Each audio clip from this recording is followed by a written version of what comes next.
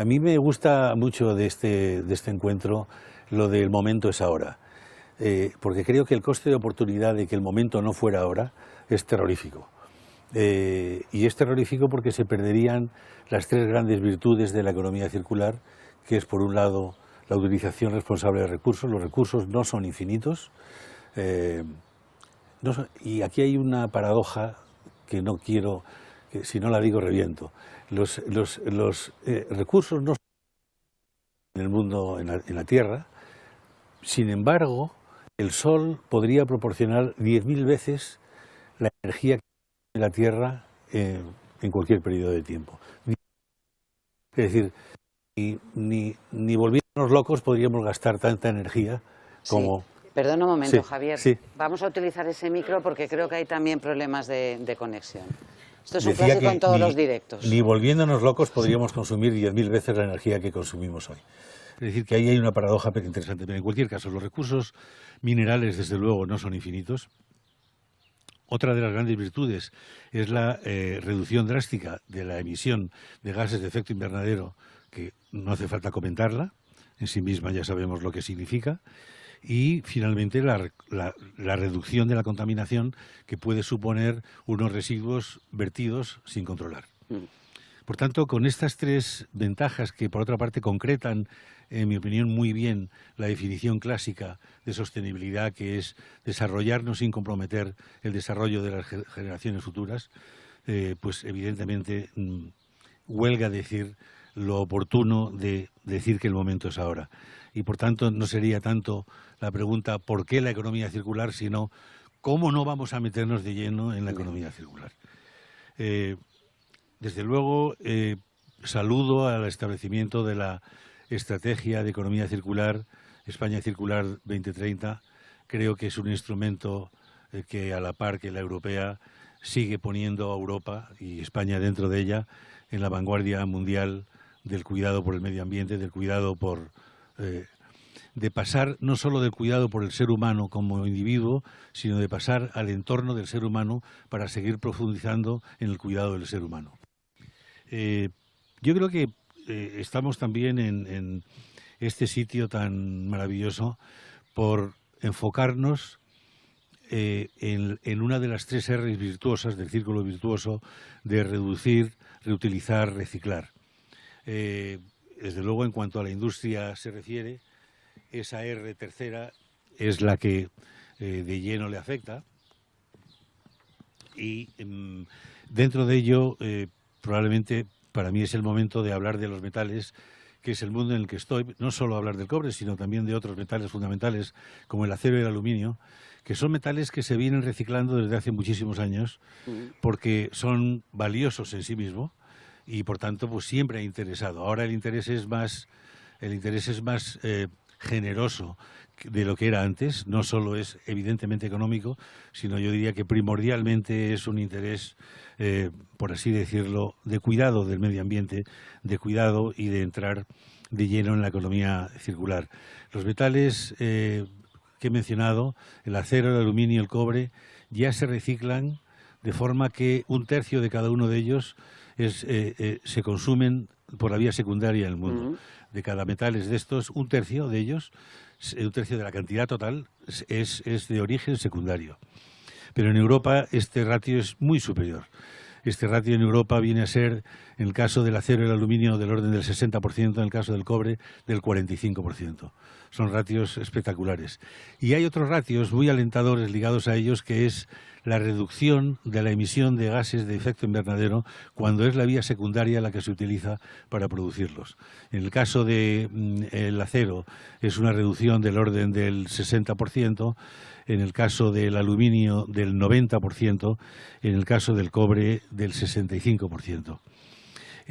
Cuando hablamos de consumo de energía para cada uno de ellos, los ratios son de este estilo o incluso superiores.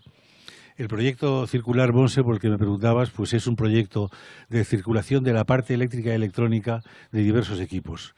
Los automóviles, que conoce muy bien María Elena, electrodomésticos, ordenadores, teléfonos móviles, pantallas digitales, que sufren, mejor dicho, que disfrutan primero de una separación de los elementos de gran peso o volumen que llevan esos aparatos, como el acero o el aluminio o el plástico, y una vez separados, no eliminados, separados para su reciclaje, esos elementos grandes, quedan los pequeños, que llevan una cantidad de metales tremendamente valiosos y necesarios para el desarrollo sostenible y para la transición energética, como son el cobre, el oro, la plata, el platino, el paladio, el níquel, el estaño, y es esa la materia prima que nosotros vamos a utilizar en unas 60.000 toneladas año, y que va a permitir que España pase del 50% de recogida y reciclaje de esos materiales al 100%. Vamos a ser uno de los 3 o 4 primeros países del mundo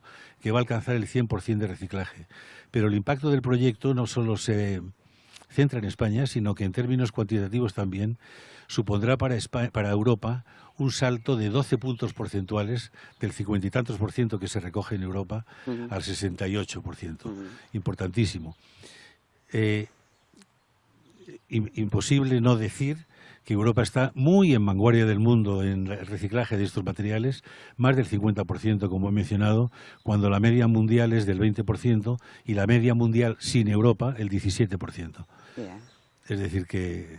Qué dato tan interesante y tan prometedor, ¿no? De que haya sectores donde Europa está marcando el camino. Javier, a tu juicio, ¿la sociedad está preparada y demanda este tipo a sus empresas este tipo de filosofía en la economía circular, o nos falta algo todavía para cerrar el círculo entre lo que demandamos como sociedad y lo que ofrecen las empresas? Creo que es interesante esta reflexión, Monse.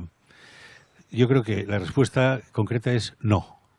Yo creo que la sociedad no está formada ni concienciada suficientemente, digamos, empieza a estarlo, respecto a la necesidad inmediata, por otra parte, de acometer este reto.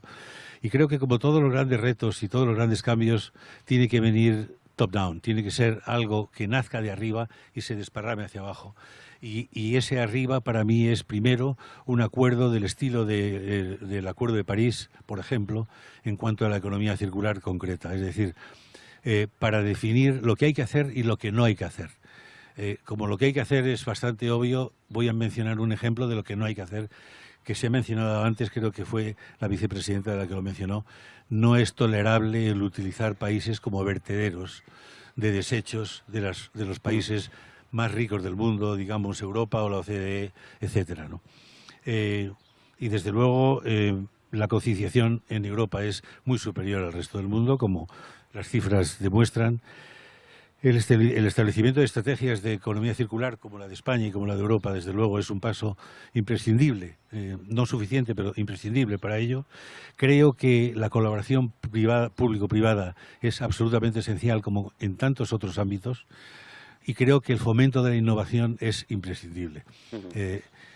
Todos sabemos que en España estamos muy por debajo del resto de Europa, de la media Europa en innovación, 1% del presupuesto del PIB respecto al 2% en Europa, y Europa a su vez por debajo de Japón y Estados Unidos, que están en el 3%.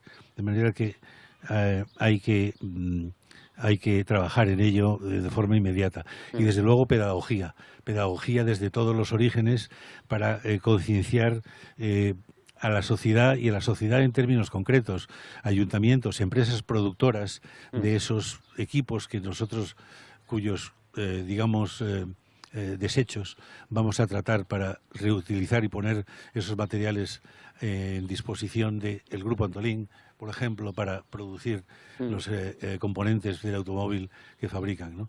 De manera que creo que hay un trabajo por hacer respecto a la sociedad. Bueno, pues